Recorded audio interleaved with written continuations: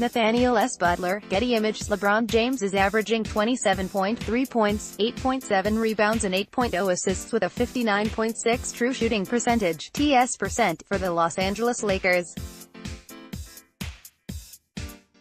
Even 5 years ago, that would have felt like a no-brainer first-team All-NBA line. Actually, it would have felt like that during most seasons. But 2018-19 hasn't been most seasons. Not only is LeBron's streak of 11 consecutive first-team selections in jeopardy, but second-team honors don't feel like a lock, especially now that the Lakers have put him on a minutes restriction. If ESPN's Real Plus-Minus RPM made the decisions, he'd be the first forward on the second team. He's 6th overall and behind just Paul George, no. 1 overall, and Giannis Antetokounmpo, no. 5 among forwards once we rule out Anthony Davis, who's played 96% of his minutes at center. Jacob Goldstein's player impact plus-minus PIPM has LeBron all the way down at 13th overall, behind Giannis, no. 1, Kevin Durant, number 2, and George, no.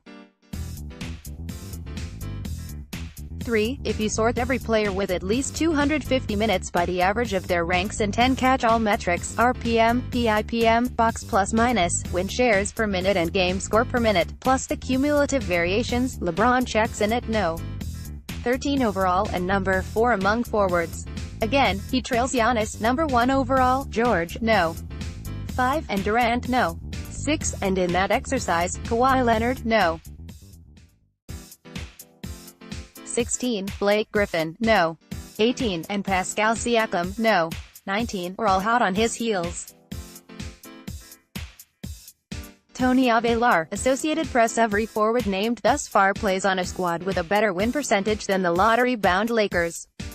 But this isn't how all NBA teams get selected. Some voters may still give weight to LeBron's legacy and his near triple-double averages. Even that might not be enough.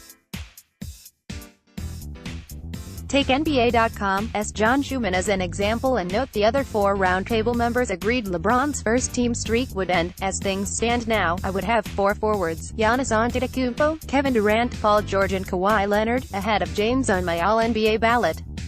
And it seems doubtful that James, with the Lakers playing out the string and the other 4 forwards, all contributing, on both ends of the floor, to much better teams, can replace any of them.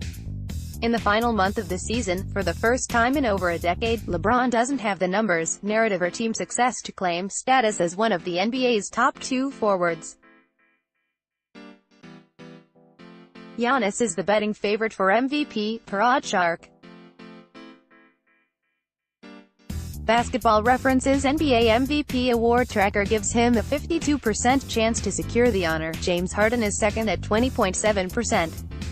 He's an absolute lock for the first team with averages of 27.0 points, 12.6 rebounds, 5.9 assists, 1.4 blocks and 1.3 steals on a Milwaukee Bucks outfit cruising to the league's best record. Then there's George, who's 3rd in the MVP odds and 7th on the tracker. February, Portland Trail Blazers point guard Damian Lillard endorsed him for the game's biggest individual prize. Royce Young at Royce Young. Evan Turner and Damian Lillard are putting MVP endorsements on Paul George. https://d.co/Votopop. Lillard shared that sentiment right after George dropped 47 points, 12 rebounds and 10 assists in an Oklahoma City Thunder victory over his Blazers. He's cooled off a bit since then, but his net rating swing of 18.9 points per 100 possessions is still the best among rotation players, according to Cleaning the Glass. George's per-game marks, 28.2 points, 8.2 rebounds, 4.2 assists and 2.3 steals with a 58.6 TS percent, fall a bit behind LeBron's, but he's been an Iron Man this season. The catch-all numbers such as RPM and PIPM also do a good job illustrating how much better he's been on defense. And, of course, if Giannis and George are first-teamers, that's it. That's the end of the streak. Durant may steal that second forward spot from George, but it almost feels like an impossibility for LeBron to do so. Again, the 34-year-old might actually be closer to third-team recognition than earning top billing. 2 NBA Team All-NBA contenders LeBron James 5.522 3.318 8.8 92nd percentile 37 to 45 Kawhi Leonard 2.662 2.642 63rd percentile 59 to 23 Blake Griffin 3.1618 8.37 4.9 78th percentile 41 to 41 Pascal Siakam 3.7915 5.61 14.6 97th percentile 59 to 23 ESPN Basketball Reference Cleaning the Glass 538 Given the improbability of such a jump, we'll likely witness the end of a streak that hasn't received enough attention. Dirk Nowitzki, Steve Nash, Kobe Bryant, Tim Duncan and LeBron himself comprised the top 5 of the MVP vote the last time he wasn't on the first team. Tobey Maguire gave us emo Spider-Man, and the very first iPhone released that year. Over those 11 seasons, LeBron averaged 27.3 points, 7.6 rebounds, 7.5 assists and 1.6 steals with a 60.4 TS%. Those are remarkable numbers for anyone in a single season. LeBron maintained them for over a decade. His 258.7 wins over replacement player, value over replacement player multiplied by 2.7 during that stretch tower above the 179 earned by second-place Chris Paul.